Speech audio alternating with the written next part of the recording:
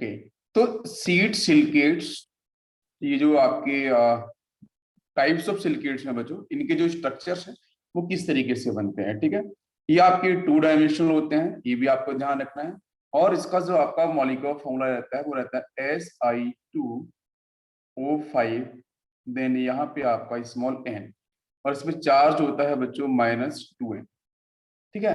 और यहाँ पे अगर मैं n इक्वल टू अगर 1 पुट करता हूँ तो इसका आपका जो मोनोमर फॉर्म होगी वो आपकी हो जाएगी Si2O5, और यहाँ पे आपका -2 चार्ज। तो सीड सिलिकेट जो है उसका स्ट्रक्चर कैसे बनता है और कैसे हम डिफाइन करेंगे। तो सीड सिलिकेट में देखो हम यहाँ पे एक फर्स्ट यहाँ पे डबल चेन सिलिकेट जैसे ही होते हैं, जैसे डबल चेन सिलिकेट हम लोगों ने पढ़े थे, एज इट इज आपका सीड सिलिकेट्स भी आपको मिलता है। तो सीड सिलिकेट में आपके जो एटम्स का अरेंजमेंट है वो कैसा होगा देखते हैं। तो यहाँ पे आपका ऑक्सीजन, देन यहाँ ऑक्सीजन ऑक्सीजन,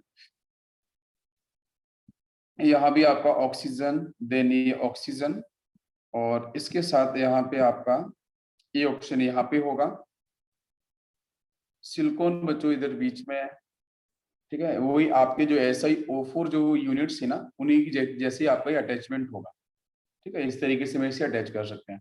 अच्छा, इसके साथ भी आपका यहाँ पे होगा बीच में एक ऑक्सीजन होगा, तो वो भी आपका इस तरीके से अटैच होगा। फिर नेक्स्ट लेयर में बात करेंगे तो एक ऑक्सीजन यहाँ पे होगा, नेक्स्ट ऑक्सीजन यहाँ पे होगा। इसके बाद एक ऑक्सीजन आपका शेयर्ड दोनों तरफ होगा, यहाँ पे बीच में आपका सिलिकॉन देन ऑक्सीजन, यहाँ पे सिलिकॉन देन ऑक्सीजन, और इसके साथ ये कुछ इस तरीके से कनेक्ट होगा, कुछ इस तरीके से ये भी आपका कनेक्ट होगा ऑक्सीजन, ठीक है, इस तरफ, और यहाँ भी आपका ही कनेक्ट। और फिर इसके बाद आपका नेक्स्ट लेयर फिर से रिपीट होगी, यहाँ पे ऑक्सीजन आते जाएंगे, वो आप इस चेन को इस तरफ इंक्रीज करते जाओ। तो जिस तरीके से डबल चेन सिलिकेट था उसी तरीके से आपका सीड सिलिकेट भी होता है, ठीक है। बट इसमें बस ये समझने वाली बात होती है कि इसका क्रॉस सेक्शन कहाँ से मिलता है, इसको कट कहाँ से करते हैं, ठीक है। तो क्रॉस सेक्शन जो बच्चों इसका होता है वो यहाँ से ये इस तरीके से आएगा, इस ऑप्शन को कट करेगा और यहाँ से रिलीज होगा, और इधर बात करते हैं तो ये यहाँ से निकलेगा और इस तरीके से इसको कट करेगा। कल हम लोगों ने जो पढ़ा था ना डबल चेन सिलिकेट्स, अगर आपको पता होगा तो डबल चेन सिलिकेट्स को जरा याद करो। डबल चेन सिलिकेट्स को हम लोगों ने कहाँ से कट किया? फर्स्ट ऑक्सीजन से। फर्स्ट ऑक्सीजन से कट किया था, ठीक है। मैंने आपको ये लेक्चर भी है, लेक्चर भी आपका रिकॉर्डेड है ऑलरेडी, ठीक है। तो अगर मैं इसमें डबल चेन सिलिकेट्स देखो, ये जो आपको दिख रहा है ना, ये जो cross section is important. Diagram तो आपको हर जगह मिल जाएंगे, ठीक है, किसी भी जगह देख लेना, हर जगह से आपको बुक्स मिल जाएंगे, बट जो क्रॉस सेक्शन है वो समझना जरूरी है। ये जो क्रॉस सेक्शन है बेटा ये रिप्रेजेंट करेगा आपकी सीड सिलिकेट, ठीक है, सीड सिलिकेट।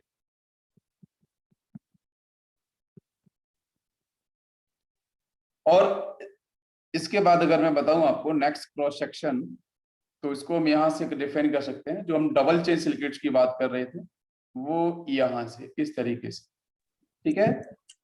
मैं दोनों ही क्रॉस सेक्शन को बता रहा हूँ, ठीक है, इस बात को समझ लो। और यहीं से पास होगा, ठीक है। चलो, तो यहाँ पे देखो मैं आपको ये बताने की कोशिश कर रहा हूँ कि बच्चों सीड सिलिकेट और जो डबल चेन सिलिकेट्स, ठीक है, सीड सिलिकेट और डबल चेन सिलिकेट्स, इनके जो क्रॉस सेक्शंस होते हैं ना वो किस तरीके से हम लोग डिफाइन करते हैं। तो सीड सिलिकेट में तो आपको समझ में आ गया, अभी जो मैंने जस्ट अभी बताया जो रेड कलर से आपको दिख रहा था।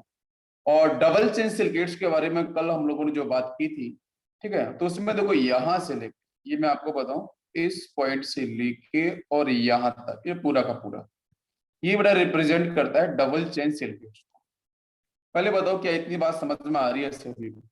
और डबल चेन जो सिलिकेट है वहां बताया था मैंने 2.5 आपके ऑक्सीजन क्या हो रहे थे बच्चों, आपके शेयर्ड हो रहे थे, ठीक है। बहुत बार एक क्वेश्चन सीधा आता है कि कितने ऑक्सीजन आपके शेयर्ड हो रहे थे। सीड सिलिकेट में हम जो बात कर रहे हैं, तो सीड सिलिकेट में जो क्रॉस सेक्शन है वो मैंने रेड से रिप्रेजेंट किया है बच्चों, ध्यान दो। ये देखो ये जो रेडिश पार्ट आपको दिख रहा होगा ये बीच में से ऑक्सीजन कट हो रहा है इस तरीके से, है ना, यहाँ से ये वाला सेक्शन जा रहा है। सबको समझ में आ रहा है कि नहीं आ रहा है बेटा, बताओ जल्दी से। यहाँ पे ऑक्सीजन हाफ हो जाएगा, ये ऑक्सीजन हाफ होगा, ये भी ऑक्सीजन आधा हो जाएगा, ठीक है ना, और यहाँ भी ऑक्सीजन हाफ होगा। तो जो बात समझ में आ रही है कि नहीं आ रही है, प्लीज जल्दी से बताओ। यस बिल्कुल। तो अब यहाँ पे टोटल आपके ऑक्सीजन शेयर्ड कितने होंगे बच्चों, तो देखो आधा ऑक्सीजन यहाँ पे मिल रहा है, हाफ यहाँ पे मिल रहा है, 1 हो जाएगा ना, है ना। इसके बाद आपको हाफ यहाँ मिल रहा है, हाफ यहाँ मिल रहा है, 2 हो जाएगा। 2 होने के बाद बच्चों नेक्स्ट ऑप्शन की हम बात करेंगे तो कहाँ पे मिलेगा बताओ जरा। नेक्स्ट ऑप्शन, टोटल ऑक्सीजन कितने होंगे यहाँ पे, क्वेश्चन ये है हमारा। टोटल ऑक्सीजन यहाँ पे शेयर्ड कितने हो रहे हैं, शेयर्ड की बात कर रहा हूं मैं, राइट। तो ये भी तो बेटा हाफ होगा ना, बताओ। हाफ उस तरफ शेयर्ड होगा ना इस सिलिकॉन के साथ, यूनिट्स के साथ, और ये हाफ इस तरफ शेयर्ड होगा। तो टोटल आप पे कितने हो जाएंगे, 3। मतलब हाफ प्लस हाफ टोटल जितने हैं, है ना, जो जो शेयर्ड हो रहे हैं हम उन्हीं की बात कर रहे हैं। और प्लस बीच में 1 है, वो भी आपका हाफ हाफ शेयर्ड हो रहा था। तो इसलिए बच्चों यहाँ पे ये हो जाएगा आपका यहाँ से 1, ये हो जाएगा आपका 1, 1 प्लस 1 आपका 2, देन लास्ट में 1, तो 3। तो इसलिए ध्यान रखना कि बच्चों डबल चेन सिलिकेट्स में जो ऑक्सीजन शेयर्ड होते हैं उनका आंसर आपका 2.5 में आता है। और जो शीट सिलिकेट में 2 डायमेंशनल, ये क्रॉस सेक्शन डायग्राम बिल्कुल एक जैसे बनते हैं, बट क्रॉस सेक्शन को ध्यान रखना जरूरी है। तो यहाँ पे जो क्रॉस सेक्शन आपको मिलेगा वो बच्चों दोनों ही डिफरेंस, इसलिए ये बहुत ही एक अच्छा कॉन्सेप्ट है कि हम एक बार में ही दोनों चीजों को समझ रहे हैं। तो 3 ऑक्सीजन यहाँ पे आपके शेयर्ड होंगे। क्या इतनी बात सभी बच्चों को क्लियर हो रही है, यहाँ तक सभी को क्लियर। चलो इसके बाद बच्चों हम लोग बात करेंगे 3 डायमेंशनल पे, ठीक है। 3 डायमेंशनल, 3 डायमेंशनल सिलिकेट।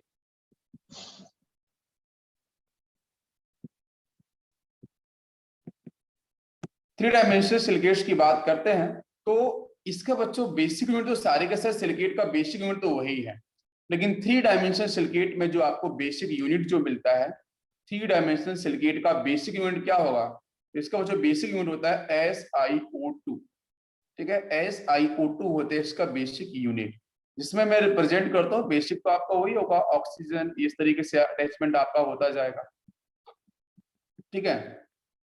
इसमें क्या होता है, इसमें आते हैं all four oxygen, all 4 oxygen atoms are shared, ठीक है। चारों के चारों ऑक्सीजन एटम आपके इसमें क्या होते हैं, 3 डायमेंशनल में, 3D की हम लोग बात कर रहे हैं, ये सारे के सारे आपके यहाँ पे शेयर्ड होते हैं। क्लियर है। अभी इसका जो रियल स्ट्रक्चर है वो कैसे बनता है, तो उसको मैं यहाँ बनाता हूँ, ध्यान देना बच्चों। इसका जो रियल स्ट्रक्चर बनता है उसमें सिलिकॉन किस पोजीशन पे आएगा, देखो। तो यहाँ पे आपका ये सिलिकॉन आ जाएगा ऊपर इस तरीके से, यहाँ पे ऑक्सीजन, ठीक है। इसके बाद यहाँ पे सिलिकॉन, देन ऑक्सीजन, नीचे भी आपका यहाँ पे जाएगा, यहाँ पे ऑक्सीजन आएगा, देन इधर भी ऑक्सीजन, ठीक है। ऊपर भी एक्सपेंशन होगा, देन आपका यहाँ पे सिलिकॉन, ऑक्सीजन, इधर भी आपको ऑक्सीजन मिलेगा। इसके बाद इस पे अटैच करते हैं ऑक्सीजन एंड सिलिकॉन, ठीक है, और यहाँ बीच में भी ऑक्सीजन आएगा, ठीक है बच्चों। ये जो हम फॉर्म कर रहे हैं ये 3 डायमेंशनल सिलिकेट्स की तरफ मैं समझाने की कोशिश कर रहा हूँ। मैंने यहाँ पे ओनली 1 यूनिट, ठीक है, 1 फ्रेम को लिया हुआ है, ठीक है, ओनली 1 फ्रेम, ओनली 1 फ्रेम को मैं यहाँ पे रिप्रेजेंट कर रहा हूँ 3 डायमेंशनल सिलिकेट में। तो 3 डायमेंशनल सिलिकेट्स में आपका ये 1 फ्रेम है, 1 यूनिट है, जिसको मैंने रिप्रेजेंट किया है, ठीक है। अभी इसमें एक क्वेश्चन है कि 3 डायमेंशनल सिलिकेट है, इसमें आपको नेटवर्क स्ट्रक्चर तो मिलता ही है, ठीक है, नेटवर्क स्ट्रक्चर आपको मिलेगा ही, लेकिन उसके साथ बच्चों एक क्वेश्चन आता है कि 3 डायमेंशनल सिलिकेट में कितने मेंबर्ड रिंग बनता है। तो 3 डायमेंशनल सिलिकेट में कितने मेंबर्ड रिंग बनता है, तो मेंबर का मतलब बच्चों 1 2 3 4 5 6 7 8, टोटल 8। तो 8 मेंबर्ड रिंग आपको यहाँ मिलेगा। तो यहाँ पे अगर बात करूं इस नेटवर्क के अंदर, तो 8 मेंबर्ड रिंग आपको यहाँ पे देखने को मिलता है 3 डायमेंशनल सिलिकेट्स के अंदर। और 3 डायमेंशनल सिलिकेट में आपका जो सिलिकॉन का हाइड्रेशन बच्चों क्या होगा, तो वो आपका आंसर sp3 ही होगा। 4 सिग्मा आपको दिख रहे हैं परफेक्टली, ठीक है, कहीं भी आप उठा के देख लो, 1 सिग्मा, 2 सिग्मा, 3 सिग्मा, और 1 सिग्मा आपको ऊपर भी मिलेगा, ठीक है। तो टोटल आपको 1 2 3 एंड आपका ये 4, वो तो ऊपर बना दिया मैंने, तो ये 4 आपको सिग्मा परफेक्टली दिख ही रहे हैं, तो इसलिए यहाँ पे आपका जो हाइड्रेशन होगा वो क्या होगा, sp3 होगा। क्या मेरी बात सभी को समझ में आ रही है?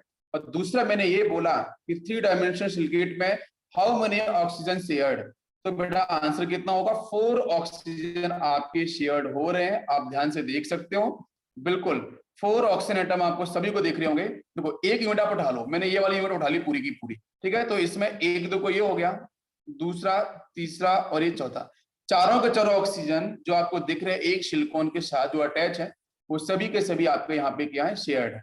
सभी को इतनी बात समझ में आ रही है? यहां तक क्लियर है सभी को?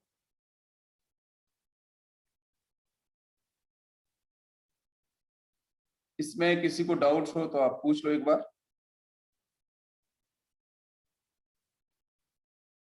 किसी बच्चे को कोई डाउट है 3 डायमेंशनल सर्किट्स में? ठीक है, 3 डायमेंशनल सर्किट्स के बहुत सारे आपके कैटेगरी, क्वार्ट्ज वगैरह, जियोलाइट भी आता है इसी में, ठीक है। ठीक है, तो ये आपके सिंपल रिप्रेजेंटेशन है और वो आपकी 3D फॉर्म में अलग अलग तरीके से डिफाइन होते हैं। Okay, thank you.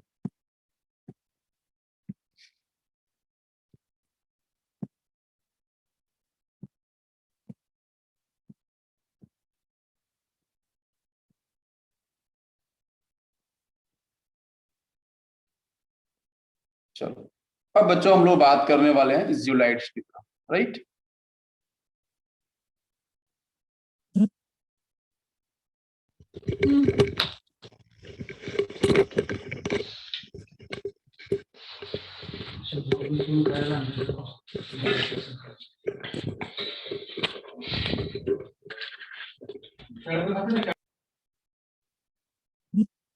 ठीक है, तो बच्चों जी सर्किट्स की तरफ, तो यहाँ पे जो जियोलाइट्स है बेटा, zeolites is also a particular type of silicate, ठीक है, ये भी आपका एक टाइप का सिलिकेट्स है।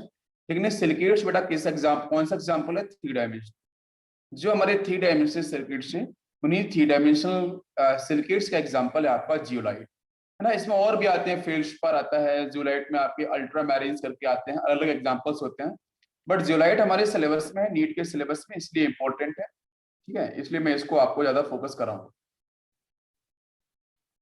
तो क्वेश्चन है कि जियोलाइट बेसिकली है क्या, तो जियोलाइट आपको ध्यान रखना है, zeolite are basically class of 3 dimensional alumino silicate, important point is alumino, ठीक है, एल्यूमिनो सिलिकेट्स। तो जियोलाइट्स जो बेसिकली आपको अगर आता है कि स्टेटमेंट आता है, तो स्टेटमेंट वाइज भी आपको ध्यान रखना है कि ये बेटा 3 डायमेंशनल एल्यूमिनो सिलिकेट्स होते हैं। बीच में आपको दिख रहा होगा, इसके स्ट्रक्चर भी मैं दिखाऊंगा, एल्यूमिनियम इसमें आ रहा है, देखो ये देखो जियोलाइट में देखो दिख रहा है ना, बीच में एल्यूमिनियम भी है, इधर आपका सिलिकॉन भी है, तो 3 डायमेंशनल एल्यूमिनो सिलिकेट्स आपके ये होते हैं, क्लियर है। और इनके पास बच्चों पॉजिटिव और नेगेटिव चार्ज भी होता है।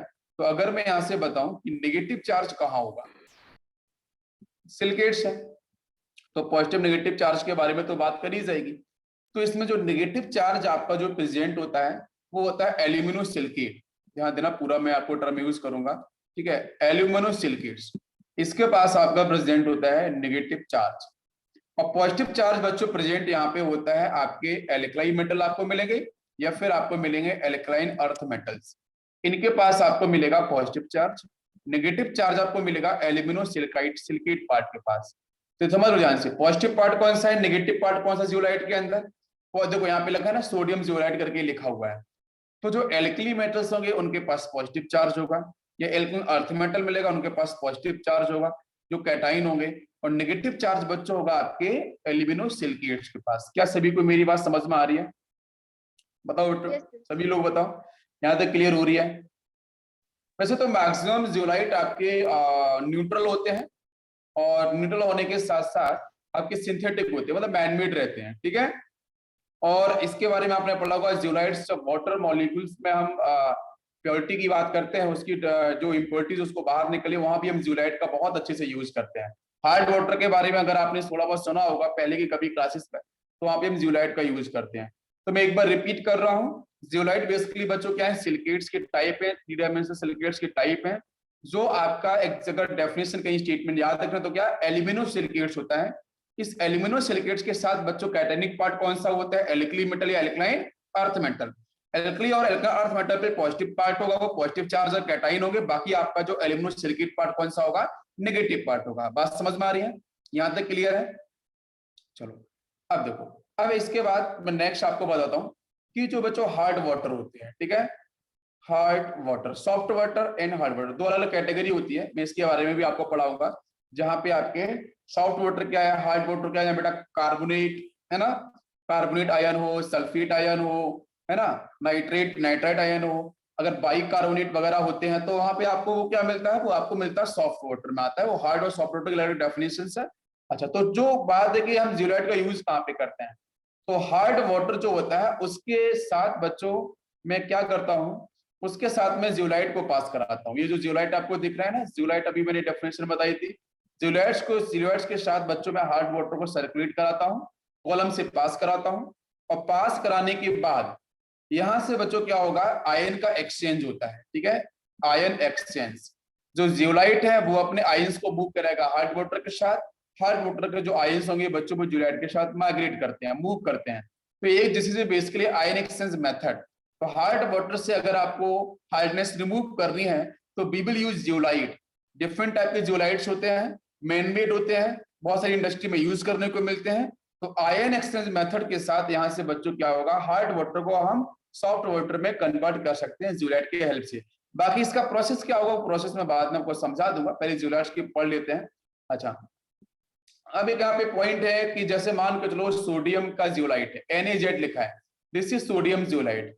जियोलाइट बच्चों होते हैं सॉलिड फेज के अंदर।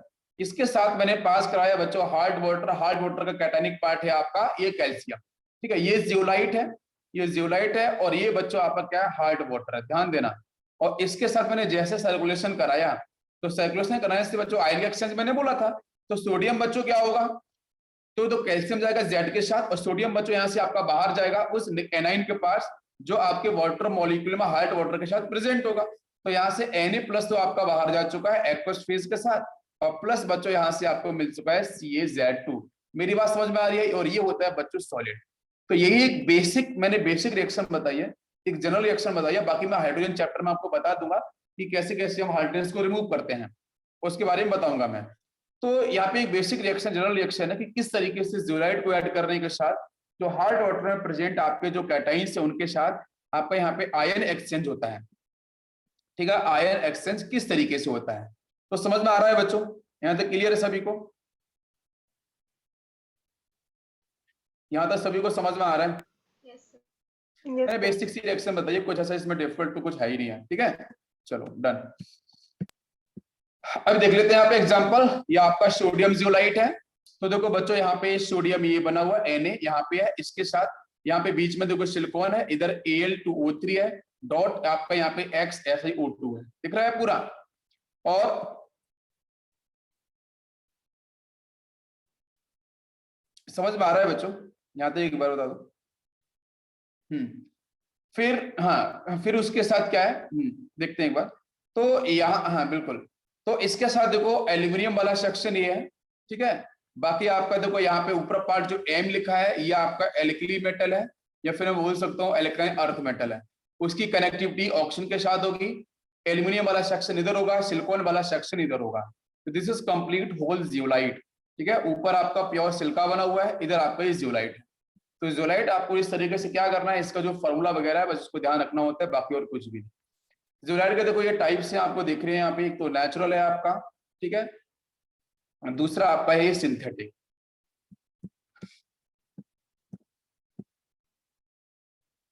ओके, अब आते हैं जियोलाइट्स के एप्लीकेशन की तरफ।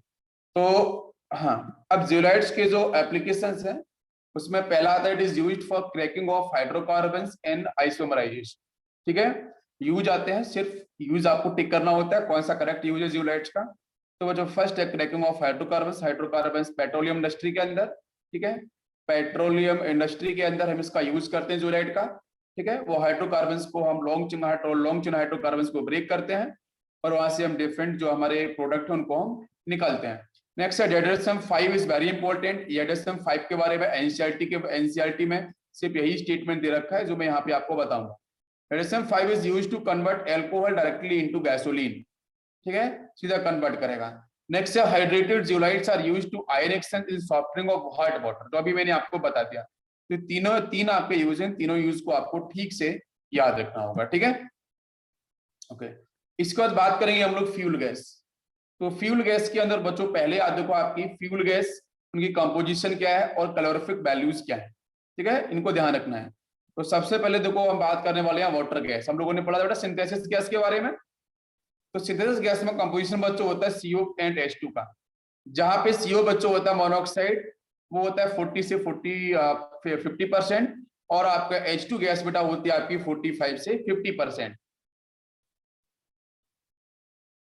और इसकी जो कैलोरीफिक वैल्यू होती है बेटा ये आती है आपकी 13,000 किलो जूल, ठीक है, और पर मीटर क्यूब। और ये आपका जो प्रोसेस है वो रहता है काफी इंडोथर्मिक, ठीक। सेकंड आते हैं, हालांकि डाटा तो आपसे नहीं पूछेगा, पर थोड़ा बहुत आपको एक बार दिमाग में रखना है कि कैलोरीफिक वैल्यू किसकी ज्यादा है, किसकी कैलोरीफिक वैल्यू कम है।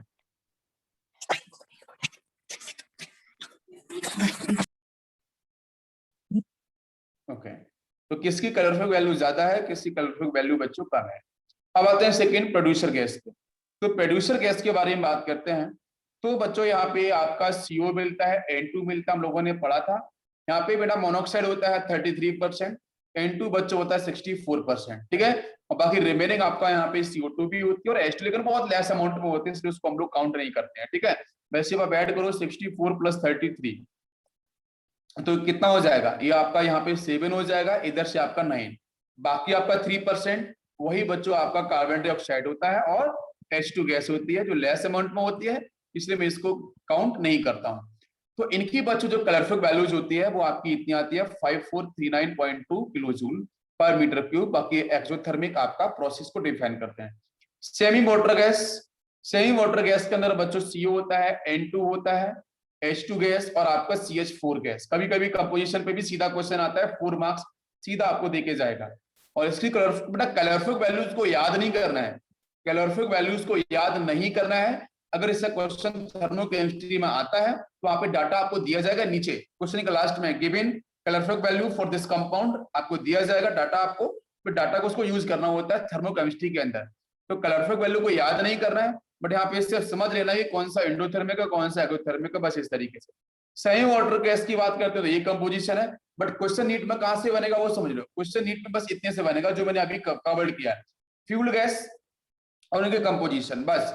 लास्ट बच्चों आता है कार्बोरेटेड वाटर गैस, इसमें CO + H2 इन दोनों का लगभग थोड़ा बहुत ऑप्शन भी आता है। CO + H2 इन दोनों का कंपोजिशन आपके लार्ज अमाउंट में होता है और प्लस कुछ आपके हाइड्रोकार्बन्स भी होते हैं, ठीक है। और हाइड्रोकार्बन्स जो होंगे वो आपके लोअर मॉलिक्यूलर वेट के, लोअर मॉलिक्यूलर वेट वाले, मतलब लेस देन 5 कार्बन से कम वाले आपके एल्कली के जो पार्ट है, एल्कली का मतलब बेटा एल्काइल पार्ट, यहाँ पे कार्बन मिलते हैं, ठीक है, कार्बन और हाइड्रोजन, वो आपको देखने को मिलेंगे, ठीक है।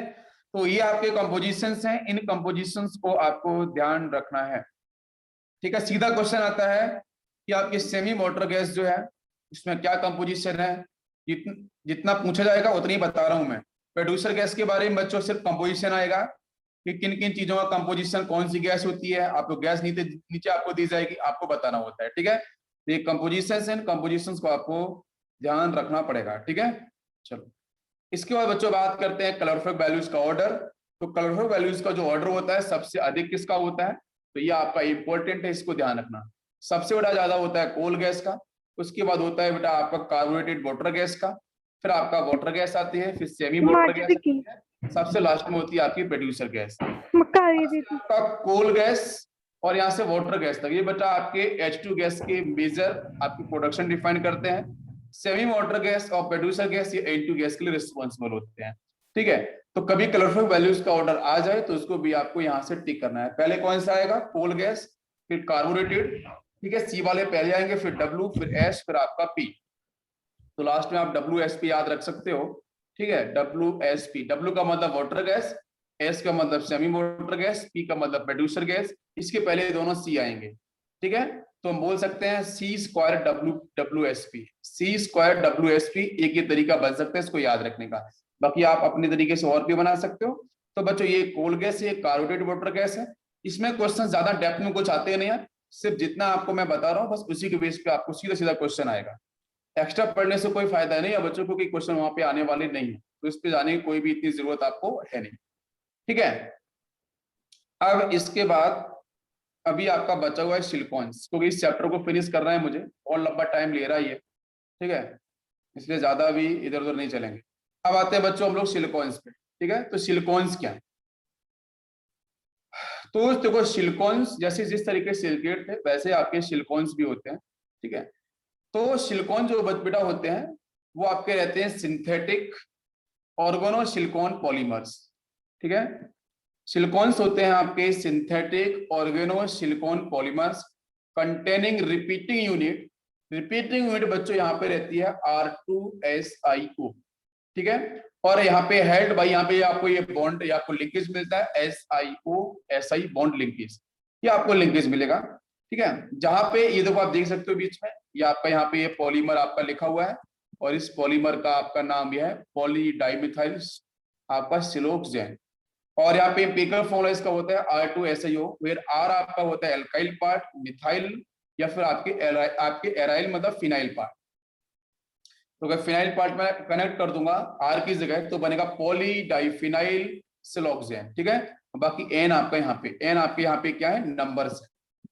ठीक है, बिकॉज ये आपके पॉलीमर्स को रिप्रेजेंट कर रहा होगा। पहले बताओ इतनी बात समझ में आई है कि नहीं आई है? एक मिनट रुकते हैं फिर मैं करता हूँ स्टार्ट।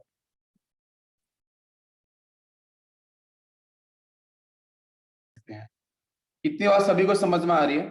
अभी किसी बच्चे के, मैं अभी जस्ट मैंने रीड किया है, किसी बच्चे ने डाउट पूछा हुआ था कि एल्काइल और एराइल। तो एल्काइल बच्चों होते हैं आपके जो एल्केन, एल्कीन और एल्काइन को रिप्रेजेंट करते हैं। क्लियर है?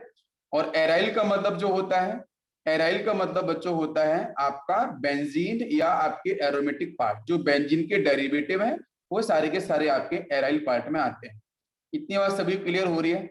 तो देखो यहाँ पे आपको क्या दिख रहा है, यहाँ पे आपको एक पॉइंट देखो मैं क्लियर करता हूँ बच्चों। यहाँ पे आप देखो ध्यान से, ये एल्काइल पार्ट दिख रहा है ना बच्चों, ये एल्काइल पार्ट है ना मिथाइल, ये आपको मिथाइल सेक्शन दिख रहा है, इसलिए मैंने यहाँ पे यूज किया है पॉली के बाद डाई मिथाइल ब्रैकेट के अंदर। बाकी सिलिकॉन है बेटा, सिलिकॉन के साथ बॉन्ड बेटा कौन सा है, SiO-Si बॉन्ड। ठीक है, ये बॉन्ड आपको बार बार कनेक्टिविटी मिलेगा, आप यहाँ पे देखो। ठीक है, तो ऐसा ही ओ बॉन्ड, ये आपका वन मॉलिक्यूल यहाँ पे डिजाइन किया गया है, और यहाँ पे मिथाइल का अटैचमेंट इस तरीके से है। अगर आप यहाँ पे मिथाइल को निकालने के बाद अगर आप यहाँ पे लॉन्ग चेन बनाना चाहते हो, पॉलीमर बनाना चाहते हो, तो यहाँ पे आप साइड में जितने भी एल्काइल या फिर आपके मिथाइल, ठीक है, या फिर आप यहाँ पे प्रोपाइल, ब्यूटाइल, ठीक है, जनरली 4 कार्बन से हम कम का ही ज्वाइन करते हैं, उनको आप कनेक्ट करते जाओ, करते जाओगे तो फिर यहां से आपको क्या होगा, ये आपका पॉलीमर फॉर्म हो जाएगा। क्लियर है?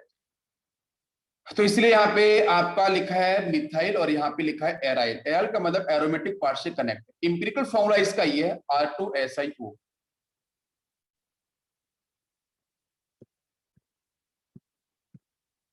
ठीक है, इसके बाद नेक्स्ट बच्चों हमारा क्वेश्चन ये होगा कि सिलिकॉन्स होते क्या है। ठीक है, तो सिलिकॉन्स में देखो ध्यान से, व्हाट आर सिलिकॉन्स, तो क्वेश्चन ये रहेगा, तो सिलिकॉन्स को देखते हैं। तो सिंपल सिलिकॉन कंसिस्ट ऑफ, ये जो आपको दिख रहा है ना, सिलिकॉन के साथ 4 बैलेंसिंग तो मिलेगी, यहाँ पे ऑक्सीजन, और ये इस तरीके से कनेक्ट होकर यहाँ पे स्मॉल n आपको नंबर मिलेगा। ठीक है, ये आपकी रिपीटिंग यूनिट, यहाँ पे अगर मैं रिपीटिंग यूनिट कर दूंगा, ठीक है, तो आपका यहाँ पे पूरा का पूरा सिलिकॉन का स्ट्रक्चर आपका जनरेट हो सकता है। ठीक है, तो सिंपल सिलिकॉन कंसिस्ट ऑफ, ठीक है, ये आपको यहाँ पे एक यूनिट दे रखा है, in which alkyl or phenyl group occupy the remaining bonding position on each silicon.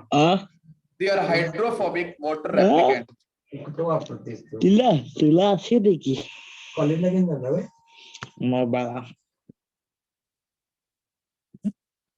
ठीक है, तो आप देख सकते हो बच्चों बीच में हम लोगों ने इतना कर लिया है। ठीक है, देखो मैं एक आपको सिंपल बताता हूँ सिलिकॉन्स के बारे में। और सिलिकॉन्स को अपन लोग बोल सकते हैं बच्चों पॉलीमेरिक ऑर्गेनो, ठीक है, polymeric organo silicon. Compound containing SiO bonds, ठीक है, या आपको बॉन्ड देखने को मिलते हैं, तो उनको हम लोग बोलते हैं सिलिकॉन। क्या बोलते हैं बच्चों? सिलिकॉन। तो छोटे से वर्ड से आप याद रखो, कोई दिक्कत नहीं है इसमें। पॉलीमेरिक होते हैं, ऑर्गेनो सिलिकॉन होते हैं, कंपाउंड होते हैं जिनके पास ये इस टाइप का बॉन्ड मिलता है, उसको बोलते हैं हम लोग सिलिकॉन। तो व्हाट इज जनरल फॉर्मूला? तो जनरल फॉर्मूला बेटा इसका रहता है R2SiO। अभी हम लोगों ने डिस्कस भी किया था, इसको रिपीट करो, यहाँ पे N लगा लो, ठीक है। और यहाँ पे जो एल्काइल पार्ट है वो बच्चों आपको मैंने बताया एल्काइल भी हो सकता है और एराइल भी हो सकता है। देखो मैं रिवीजन करा रहा हूँ छोटा सा, जल्दी से। इतनी बात क्लियर हो रही है? जल्दी से मुझे हाँ ना करते चलो बच्चों, ठीक है ना? सभी क्लियर हो रहा है? चलो इसके बाद देखेंगे नेक्स्ट प्रिपरेशन। तो प्रिपरेशन में हम लोग जो रूल्स फॉलो करते हैं, फर्स्ट रूल के अंदर क्या होगा? तो जब प्रिपरेशन ऑफ सिलिकॉन्स करते हैं तो बेटा जनरली हम लोग क्या करते हैं? हाइड्रोलिसिस करते हैं। ध्यान देना, हाइड्रोलिसिस, वो प्रोसेस तो हम लोगों ने पढ़ ही लिया था। हाइड्रोलिसिस करते हैं किसका? एल्काइल या बच्चों एराइल, ठीक है, क्लोरोसिलिकेन। ये हम लोगों ने बढ़ाया था ना बच्चों अभी, क्लोरो CHLRO, राइट, क्लोरोसिलिकेन। तो क्लोरोसिलिकेन का बच्चों हम लोग करते हैं हाइड्रोलिसिस। पहले प्रोसेस हम लोगों ने पढ़ी थी, वही बताया था आपको, रिएक्शन, ठीक है, वही फर्स्ट प्रोसेस है। तो इसका हम लोग हाइड्रोलिसिस करेंगे। और हाइड्रोलिसिस करने के बाद हम करते हैं बच्चों, यहाँ पे पास कराते हैं एल्काइल हैलाइड को पास कराएंगे, या बच्चों हम कराते हैं एराइल हैलाइड को पास कराते हैं, ठीक है। और सिलिकॉन के साथ पास कराते हैं। कैटलिस्ट बच्चों होता है कॉपर, टेम्परेचर होता है बेटा 300 डिग्री सेल्सियस के around, this is very important. और इसके बाद मैं कराता हूं बच्चों SiCl4 की रिएक्शन। बहुत बार तो हम लोग ना ग्रिग्नाल्ड रिएजेंट के साथ भी कर लेते हैं, ये भी एक इंपॉर्टेंट रिएजेंट है बेटा। ग्रिग्नाल्ड रिएजेंट मतलब RMGX, ठीक है, इनका भी हम लोग यूज कर सकते हैं, ठीक है, रिएक्शन को परफॉर्म कराने के लिए। तो देखते हैं फटाफट से रिएक्शन एक बार, और आंसर आपको क्लियर हो जाए। फर्स्ट में प्रिपरेशन की बात करते हैं। तो देखो बच्चों 2 मोल्स ऑफ RCl हम लोगों ने लिए थे, याद करो जरा, और सिलिकॉन फॉलो कराया था। क्या आंसर बना था यहाँ से? है टेम्परेचर बच्चों क्या था? 300 डिग्री सेल्सियस अराउंड हम यूज करते हैं, कॉपर का यूज कर सकते हैं। तो यहाँ से बच्चों क्या बना था बताओ? मैं सीधा लिखूं R2SiCl2 लिख सकता हूँ मैं सीधा, मैंने आपको डायग्राम भी दिखाया था। इसका नाम क्या होगा? Di alkyl dichlorosilane. बिल्कुल बिल्कुल सर, फिनिश करने वाला हूं बस। इसके बाद देखो नेक्स्ट स्टेप क्या होगी? 2 मोल्स ऑफ CH3Cl हम यूज करेंगे in the presence of silicon next step में। तो यहां भी देख लो रिएक्शन क्या है इसकी, 300 डिग्री सेल्सियस के साथ कॉपर यूज करो ना, तो भी आपको वही आंसर मिलेगा, 2 क्लोरीन और 2 आपको मिथाइल। मेरी बात समझ में आ रही है? सीधा एग्जांपल भी ले सकते हैं, इसी एग्जांपल तो ले लिया मैंने, ठीक है। तो इसका नाम क्या होगा? इसका नाम होगा डाई मिथाइल डाइक्लोरोसिलेन। अगर आपने फिनाइल यूज कर लिया, जैसे आपने ये वाला, या आपने यहाँ पे पीएच के साथ Cl, दिस इज क्लोरोबेंजीन, ऐसे बोल सकते हैं ना, और इसके साथ आपने वही सिलिकॉन यूज किया, टेम्परेचर आपका वही, कैटलिस्ट आपका कॉपर, तो यहाँ पे वही बनेगा, सिलिकॉन के साथ 2 क्लोरीन, ठीक है, बाकी 2 आपके फिनाइल बन जाएंगे ना। इसका नाम होगा डाई फिनाइल डाइक्लोरोसिलेन। कितनी बात समझ में आ रही है? रिएक्शन, पहली रिएक्शन क्लियर होगी ना सभी को ना? First reaction is clear. अब देखो सेकेंड रिएक्शन, सेकेंड स्टेप में क्या होगा? मैं प्रिपरेशन की बात कर रहा हूं। आप ग्रिग्नाल्ड रिएजेंट ला सकते हो RMgCl in the presence of SiCl4। तो यहां से भी आप क्रिएट कर सकते हो। यहां से क्या बनेगा बताओ बेटा? मैग्नीशियम के साथ मैग्नीशियम एक Cl को ले लेगा, तो ये वाला पूरा सेक्शन बाहर निकल जाएगा। तो मैग्नीशियम बेटा 2 Cl, MgCl2 बन जाएगा एक तो, और एक बनेगा आपके यहाँ पे R के साथ SiCl3। ये बन, इसका नाम क्या होगा? एल्काइल ट्राइक्लोरोसिलेन, एल्काइल ट्राइक्लोरोसिलेन, बिल्कुल। और इसके बाद अगर आप यहाँ पे इसके 2 मोल्स लेते हो, ठीक है, RMgCl के अगर आपने 2 मोल्स ले लिए इन दी प्रेजेंस ऑफ SiCl4, तो रिएक्शन फिर दूसरी हो जाएगी। तो फिर आंसर क्या बनेगा? आंसर तो वही MgCl2, तो ये फिक्स बनेगा। बाकी दूसरा क्या बनेगा भाई? सिलिकॉन के साथ आपके 2 आपके क्लोरीन आ जाएंगे और 2 आपके एल्काइल पार्ट। ऊपर वाले रिएक्शन में क्या था? ऊपर रिएक्शन सिर्फ एक ही एल्काइल पार्ट आया था, यहाँ पे 2 एल्काइल पार्ट हो चुके हैं, बिकॉज हमने ग्रिग्नाल्ड रिएजेंट आपने 2 ले लिया है। तो ये बन गया है डाई एल्काइल डाइक्लोरोसिलेन। और इसके बाद अगर आपने 3 रिएक्शन देखना, अगर आपने 3 RMgCl ले लिया इन दी प्रेजेंस ऑफ SiCl4, तो बताओ बेटा आंसर, ये आंसर सभी से बनेगा। तो यहां से एक तो बन जाएगा आपका 3 मोल ऑफ मैग्नीशियम क्लोराइड, एक तो ये बन जाएगा ना, प्लस बन जाएगा आपके सिलिकॉन के साथ कितने alkyl alkyl part, 3 alkyl part बन जाएंगे, राइट, और एक आपका Cl, तो ट्राई एल्काइल क्लोरोसिलेन आपको मिल जाएगा। और 4 मोल ले लिए तो सारी की सारी कहानी खत्म हो जाएगी। कितनी बार समझ में आ रही है सभी को? फिर इसके बाद हम हाइड्रोलिसिस कराएंगे किसका बच्चों, 2 मोल इसका। ये तो मैंने रिएक्शन बताई ना कि अगर 1 मोल यूज करेंगे तो ये बनेगा, 2 मोल यूज करेंगे तो ये बनेगा, मुझे चाहिए था ये वाला। तो यहाँ पे इसका हाइड्रोलिसिस करा देंगे। तो हाइड्रोलिसिस कराने से बच्चों 2 HCl बाहर, वाटर मॉलिक्यूल से H प्लस है, यहाँ से 2 Cl, तो 2 HCl बाहर, यहाँ पे OH लग जाएंगे, है ना, हाइड्रोक्सी पार्ट आ जाएगा ना। फिर वहां पे पॉलीमराइजेशन करा देना, 2 मॉलिक्यूल हाइड्रोक्सी के पॉलीमराइजेशन, वाटर मॉलिक्यूल बाहर निकालना, तो आपको लास्ट में एक कंपाउंड मिलेगा। वो कंपाउंड होगा आपका इस तरीके से OH, देन SI, यहाँ पे R पार्ट, यहाँ पे R part, oxygen and silicon, यहाँ पे एल्काइल पार्ट, ये एल्काइल पार्ट, और यहाँ पे आपका OH, ये मॉलिक्यूल मिलेगा। इसमें आप लॉन्ग चेन बनती जाएगी, लगातार वाटर मॉलिक्यूल निकालते जाओ, तो ये बन गया आपका पूरा का पूरा सिलेन। हुआ क्लियर? तो कल मैं आपको बता दूंगा क्रॉस लिंक्ड सिलिकॉन्स क्या होते हैं और साइक्लिक सिलिकॉन्स क्या होते हैं। क्रॉस लिंक्ड और साइक्लिक, बस ये दो चीजें बतानी है। तो स्टार्टिंग के 15 मिनट में फिनिश हो जाएगा, और फिर बच्चों मैं पढ़ाऊंगा आपको नेक्स्ट फैमिली आएगी, नाइट्रोजन फैमिली। तो आज मैं यहीं पे लेक्चर को फिनिश करता हूं। थैंक यू बच्चों।